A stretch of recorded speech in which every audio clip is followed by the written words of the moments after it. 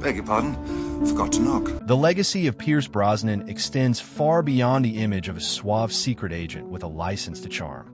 Though most remember him as the elegant, unshakable force behind James Bond and GoldenEye, the real story of Brosnan is not just cinematic, it's deeply human. It is a tale etched in both glory and heartbreak, in loss and resilience. Behind the global fame and the tailored suits lies a man who has stood in the shadows of immense personal tragedies, only to rise each time with a heart that still dares to love. Born on May 16, 1953, in the quiet town of Drogheda, Ireland, Pierce's earliest memories were shaped not by fairy tales or comfort, but by abandonment. His father, Thomas Brosnan, a carpenter by trade, left the family when Pierce was too young to form a memory of him. There was no dramatic departure, no final embrace, just silence and the void that comes when someone disappears without a trace. Years later, Pierce would recall, "I never knew his face, never heard his voice." The words, delivered with stoic calm, carried a heaviness time had never quite soothed. His mother, May, struggled to make ends meet and worked as a nurse. In 1957, driven by hope and necessity, she left Ireland for London, promising to return soon. But that temporary farewell became a 7-year separation. In her absence, young Pierce drifted between the homes of relatives in Navan and Trim.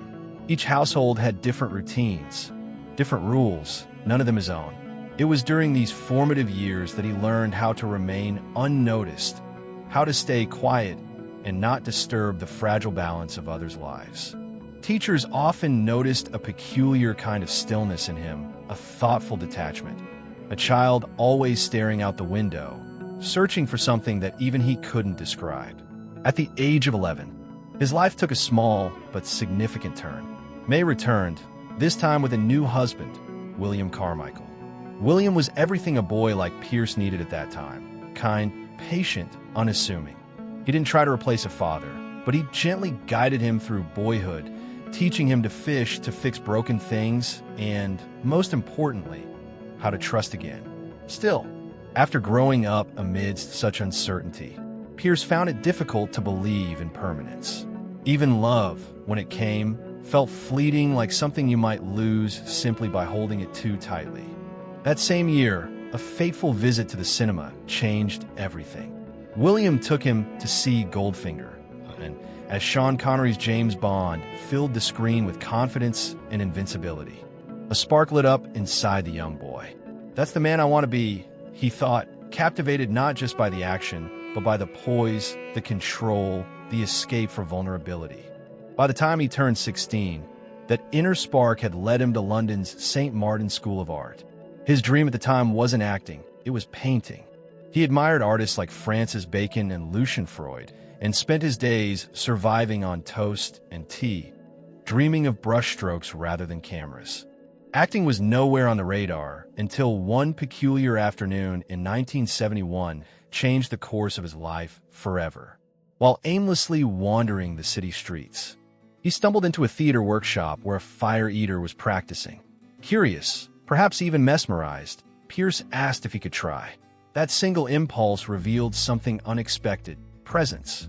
Even as a novice, he had something that couldn't be taught: a quiet intensity, a soul that had already endured life's early trials. The theater troupe saw it too and welcomed him in.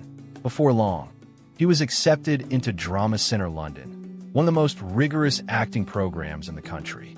Half of his classmates dropped out under pressure. He stayed. He worked odd jobs, studied Shakespeare, trained in mime, and mastered circus arts. He didn't have a wealthy background, but he had something far more valuable: hunger and an unrelenting will not to fail. In 1976, he landed his first stage role in Wait Until Dark, a suspense thriller where he played a figure shrouded in mystery. It wasn't a glamorous start, but it was the beginning of something real. The following year, he starred in Tennessee Williams' The Red Devil Battery Sign. The production had failed in the US, but Pierce's performance in London gave it new life. Then came a blink-and-you'll-miss-it role in 1980's The Mirror Cracked, sharing screen time with none other than Elizabeth Taylor. He earned just £50 for less than 30 seconds of screen time, but was a foot in the door. That same year, he appeared in The Long Good Friday alongside Helen Mirren and Bob Hoskins. The role was small, but the film would become a cult classic. He was building a foundation. Then, in 1982, destiny came knocking in a way few could have predicted.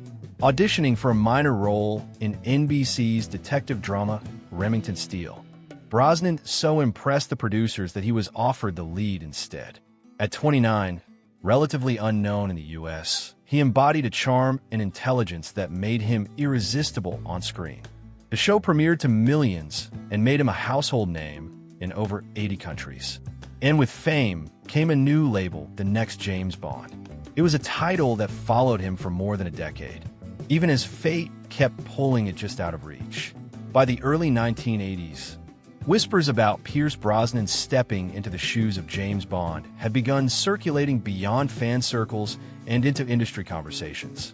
His charm, his poise, and his innate ability to command attention without shouting made him an obvious contender. And in 1983, those whispers reached the ears that mattered most. While visiting the set of For Your Eyes Only, where his wife Cassandra Harris had a supporting role, Brosnan was noticed by the Bond franchise's legendary producer, Albert R. Cubby Broccoli. Turning to a colleague, Broccoli reportedly said, "If he can act, he's my guy." It seemed like destiny, but as often happens with destiny, timing had its own cruel agenda. Roger Moore, then aging in the role, had already been considering stepping down. Yet producers lured him back with an irresistible offer.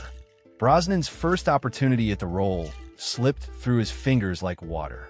Then, in 1986, the film earned over $350 million globally, reigniting global excitement for the series. Brosnan performed many of his own stunts, including a death-defying bungee jump off a 220-meter dam, a stunt so dangerous it was considered uninsurable. Over the next 7 years, he would star in 3 more Bond films: Tomorrow Never Dies, The World Is Not Enough, and Die Another Day. Together, they grossed a staggering $1.2 billion worldwide. For many, Pierce Brosnan wasn't just a good Bond. He was the Bond. His blend of elegance and emotional depth brought a new humanity to the once-cold spy. Offers poured in, including the potential role of Indiana Jones, which he turned down. Bond was everything. But in 2004, at the peak of his power, the rug was pulled out from under him. While filming After the Sunset, Brosnan received a short, cold phone call. "You were a great James Bond. Thank you. Goodbye." That was it. No explanation. Just a decision that had clearly been made long before the phone rang. As he later learned, producers had spent 2 years secretly auditioning his replacement. The role would go to Daniel Craig. For Brosnan, it wasn't just a professional setback. It was a betrayal. Die Another Day had been the franchise's highest-grossing film to date, pulling in $431 million. But suddenly, none of it seemed to matter. Hollywood began to view him through a narrower lens. He wasn't just Bond. He was too Bond. Roles disappeared. Offers dwindled. His asking fee dropped from $12 million to just $3 million. He had to let go of longtime staff. And, perhaps most heartbreakingly, behind every public triumph of Pierce Brosnan lay private heartbreaks that no red carpet or flashing camera could capture. Long before the applause and acclaim, he had found love not in the spotlight, but in the gentle presence of a woman whose impact would echo through the rest of his life: Cassandra Harris. Cassandra was not just another actress. She possessed a unique blend of elegance and warmth that captivated everyone she met. They encountered each other in the late 1970s when Brosnan's career was still uncertain and hers already on a steady path. She was raising 2 children, Charlotte and Christopher, from a previous marriage. Many men would have hesitated at the prospect of stepping into an instant family. Brosnan didn't. To him, it felt natural, almost fated. He didn't merely take on the role of a partner.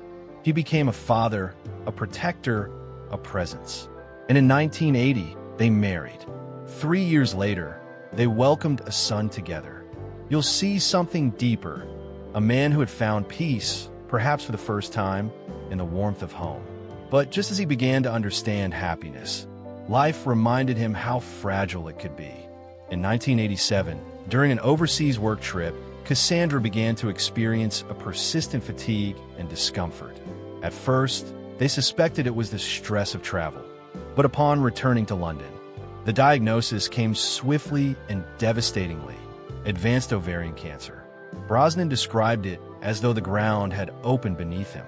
One day they were shopping for groceries, and the next, their lives were reduced to chemotherapy schedules, test results, and silent waiting rooms with walls that knew too many goodbyes. For 4 excruciating years, Cassandra battled the disease with a strength that stunned everyone around her. Even as it stole her hair, her strength, and eventually her energy, it never took her dignity. She asked hard questions. She made tough decisions. And every day, she met the mirror with grace. Pierce was her anchor through it all. He never left her side, holding her hand through treatments, brushing her hair when it returned in patches, walking beside her in moments when neither words nor hope could ease the pain. He called himself the quiet partner, always present, always steady, even as his heart broke silently. Their young son, Sean, would sometimes dress as a doctor, carrying toy stethoscopes and pretending to cure his mother with plastic instruments. It was an innocent gesture, one that pierced more deeply than any diagnosis. Make-believe couldn't stop reality. They both knew that. In the quieter moments, Cassandra spoke softly to Brosnan, not about fear, but about love, about the peace that came when you stopped pretending and simply embraced what was. Near the end, she whispered to him, "Please, darling, don't worry. It's just a life coming to rest." It was not a goodbye. It was a gift, her final act of courage. On December 28, 1991, just one day after their 11th wedding anniversary, Cassandra passed away at the age of 43. Pierce was by her side. Sean, just 8 years old, was in the house, too young to grasp the enormity of what had just ended. In the days that followed, Brosnan became a man on autopilot. He arranged the funeral, comforted friends, and tried to maintain a sense of stability for the 3 children now looking to him for strength. He didn't cry in front of them. Not yet. Instead, he walked the halls at night, pausing at each bedroom door, listening for the soft rhythm of breathing, reminding himself that some things were still safe, still real. But grief doesn't pass. It settles into the structure of your life. It lives in the laughter that reminds you of a voice now silent. It hides in the spaces you once filled with someone's presence. And for Pierce, that grief became a quiet companion. Even during his busiest Bond years, even when fans saw the charming man in the tuxedo, he carried that sorrow within him. It showed itself years later, when the trailer for Casino Royale played and his children saw him weep for the first time. It wasn't about losing a role. It was about everything that had come before and everything that would come after, because there is no closure when you lose someone who was part of your soul. "I carry it quietly," he once said, "because it's part of me now. It always will be." But even then, he believed that the worst was behind him. That nothing, not even Hollywood's rejection or the sting of career loss, could ever match the ache of Cassandra's passing. He was wrong. For a long time, Pierce Brosnan believed that the pain of losing Cassandra had carved the deepest scar possible across his life. He had stood by her side, watched the light fade from her eyes, and somehow survived. He thought that once you faced that kind of sorrow, nothing else could compare. But life is rarely that merciful. In 2010, a chilling sense of déjà vu began creeping into his world. His daughter, Charlotte, Cassandra's child whom Pierce had adopted and raised as his own, started to experience strange symptoms. Fatigue, unexplained discomfort, subtle, almost dismissible at first. But Pierce knew the rhythm. He had walked this path before. He recognized the quiet storm before it made itself visible. And then the confirmation arrived. Ovarian cancer. Again, the same merciless disease that had stolen his wife now came back to take his daughter. It was as though grief had been waiting in the shadows, tracking the same bloodline with cruel precision. Charlotte was 40 years old, She carried her mother's grace, not just in her features, but in her manner, her warmth, and her quiet strength. She had 2 children of her own, Isabella, 15, and Lucas, 8. Like Cassandra before her, Charlotte faced her illness not with fear, but with courage. For 3 agonizing years she endured surgeries, chemotherapy, sleepless nights, waiting rooms with white walls and recycled air that smelled of resignation. She had lived this story before. Only this time, she was in her mother's place. It was as if life had drawn a blueprint of pain, repeating the past in haunting detail. Charlotte died at 41, just 2 years younger than her mother had been. Lucas was 8, the same age Sean had been when Cassandra passed. Isabella was 15, the same age Charlotte had been when she first learned of her mother's illness. The symmetry was too cruel to be coincidence. It was a mirror image, a generational wound passed down like a curse. At a Stand Up to Cancer fundraiser, Pierce took the stage. There were no lights bright enough to conceal what weighed on him. He spoke plainly, his voice calm, but each word anchored by decades of loss. I held the generous, strong, beautiful hand of my first wife, Cassie, as ovarian cancer took her life much too soon, he said. And just last year, I held the hand of my funny, wonderful daughter, Charlotte, before she too died from this wretched, inherited disease. The room fell silent. There was nothing to add. This was not a performance.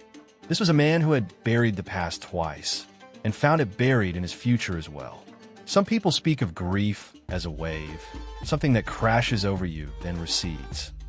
And perhaps that's what made his story resonate so deeply. Not that he suffered, but that he survived. Not that he hid his heartbreak, but that he lived with it, loved through it, and let it shape him without allowing it to destroy him. In the face of unimaginable sorrow, Pierce Brosnan kept going, not because he was unbreakable, but because he chose to rebuild himself each time, piece by piece, memory by memory.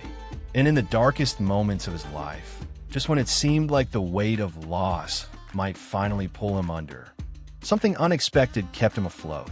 Her name was Keely. When grief knocks the air out of you, most people expect you to stay down. But Pierce Brosnan, battered by unimaginable loss, found a way to breathe again. Not through denial, not through escape, but through something much gentler, presence.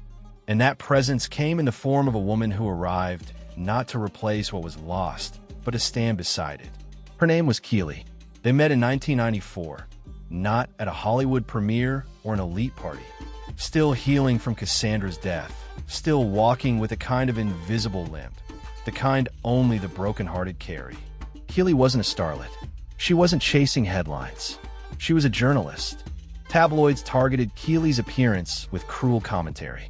Headlines questioned her weight. Pundits mocked her figure. But Pierce never blinked. He spoke openly, fiercely, and without apology. "I love every curve of her body," he said. "She's the most beautiful woman in my eyes." That kind of loyalty isn't performative. It's not crafted for public approval. It's the loyalty of a man who has lost too much to take love for granted. And Keely, too, found strength through her own journey. In 2024, at the age of 61, after decades of ignoring criticism, she chose to reclaim her health for herself. She lost over 100 pounds. Not for tabloids, not for approval, but as she put it, "My body has survived love, children, and sorrow. Now I honor it by moving forward stronger." For Pierce, it was not a surprise. He had always seen her strength. Now, the world was catching up. In Keely, Pierce didn't find a distraction from his past. He found a companion for his future. A woman who never asked him to let go of those he'd loved and lost. Christopher was Cassandra's biological son from a previous marriage, but from the moment Pierce entered his life, there were no distinctions. No step, no half, just love. Pierce adopted Christopher, gave him his name, and raised him as his own. They built memories together, not grand, but real. Days on film sets, long talks, laughter in kitchens. In the photos from that era, Christopher is never far from Pierce's side. For a time, They were inseparable. Christopher even worked alongside Pierce during his early career, learning the rhythm of storytelling behind the camera. He had a keen eye, a quiet curiosity, and a natural connection to the art his father so deeply loved. There wasn't a relationship built on obligation. It was chosen and fiercely protected. But when Cassandra passed away, something shifted. Grief does strange things to people. It draws them closer, but it pushes others into a silence so thick no one can break through. Charlotte carried the family forward with strength and compassion. Sean, though young, leaned on Pierce for guidance. But Christopher, he withdrew. He carried his sorrow like armor. And then, as time passed, that armor became a prison. Behind closed doors, the signs were there. Struggles with substance use, legal troubles, moments when it seemed like everything could fall apart in a single bad decision. For years, Pierce did everything a father could, and more. He paid for rehabilitation programs, stood by him during the worst moments, offered chance after chance. Sometimes he spoke. Other times, he simply sat beside him, holding space in silence. But the shadows never fully lifted. There was no judgment in his voice, no resentment, only sorrow, the kind that comes from watching someone drown while you're standing right there, holding a life raft they won't reach for. Eventually, for the sake of his own mental health and for the stability of the family that remained, Pierce made the hardest decision a parent can ever face: to step back, not to walk away, but with a simple post that included Christopher's name. That name, a thread to a time before the unraveling began. A thread he refused to let go of. Because for all the roles he had played, spy, hero, lover, icon, the role that meant the most to him and the one that brought him the most pain was father. And even when the world applauded the roles he delivered on screen, it was the ones he struggled with off-screen that defined him most deeply. Some goodbyes aren't spoken out loud. They're lived day by day, in the absence of a text, the silence between visits. The invisible weight that sits in your chest every time you wonder if this is the year things will change. And perhaps the hardest part of it all is the hope, because hope doesn't fade. It stays, even when the heart is tired.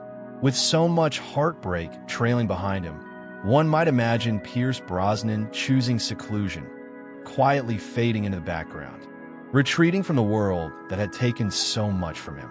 But that was never his nature. Instead of retreat, he chose renewal. Instead of bitterness, he chose purpose. And rather than chasing what was lost, he began to build something more enduring, a life that mattered, not just to himself, but to others. Today, at 72, the man who once captivated audiences in a tuxedo and held the fate of nations in fictional hands is no longer defined by Bond. He is defined by brushstrokes, by family dinners, by quiet walks along the ocean. He is a man who has made peace with pain and turned it into something beautiful. For nearly 2 decades, Pierce and Keeley lived at Orchid House, a breathtaking Thai-inspired estate in Malibu. The home wasn't just glamorous, it was healing.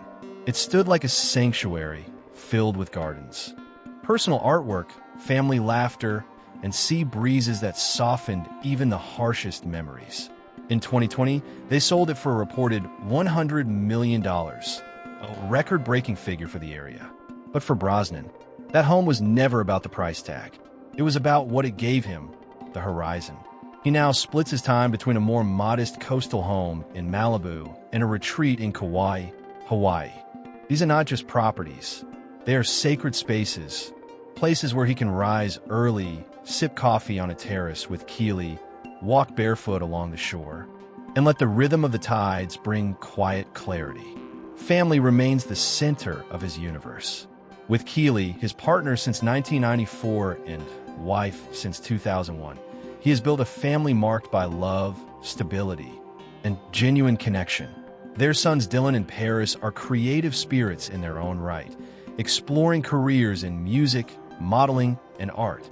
His older children, Sean, and even Christopher, in his distant way, remain part of the tapestry. And then there are Charlotte's children, Isabella and Lucas. For them, Pierce is not a superstar. He's grandpa, a steady, loving presence who shows up when it matters. He attends birthdays. He listens. He honors their mother's memory, not by turning away from the pain, but by showing that joy can still rise from it. His health, too, is something he guards fiercely, not with vanity, but with reverence. He follows a balanced diet filled with fresh produce and seafood. He avoids heavily processed foods and believes in moderation over extremes. His exercise routine is consistent and sustainable. Ocean swims, long walks, yoga, light strength training. Not for the red carpet, for life. Creatively, Brosnan has become more selective. Not because he's slowing down, but because he now works only for meaning. He still appears in films, both big and small, but chooses roles that move him, that challenge him, that allow him to explore the emotional depth he has earned through life's harshest trials. But perhaps his truest creative expression now lies not on screen, but on canvas. Painting, which he first turned to as therapy during Cassandra's illness, has become a profound part of his life. His works are abstract, raw, textured, often bursting with emotion that words could never quite express. He has exhibited his pieces and auctioned many for charitable causes, transforming pain into contribution. And contribution, it seems, is the new currency of Pierce Brosnan's life. As a UNICEF Goodwill Ambassador, he advocates for children's rights, humanitarian aid, and disaster relief. Alongside Keeley, he supports environmental causes through organizations like Greenpeace and the Natural Resources Defense Council. They fight for clean oceans, endangered wildlife, and environmental justice. But above all else, cancer awareness and medical research remain his most sacred missions. In memory of Cassandra, in memory of Charlotte, he speaks, and in the quiet moments when he puts paint to canvas and lets his soul speak. The tragedy of Pierce Brosnan is real, but so is the hope. Because if his story proves anything, it's this. Even after the deepest loss, even after the cruelest endings, love, art, and meaning can still carry us forward.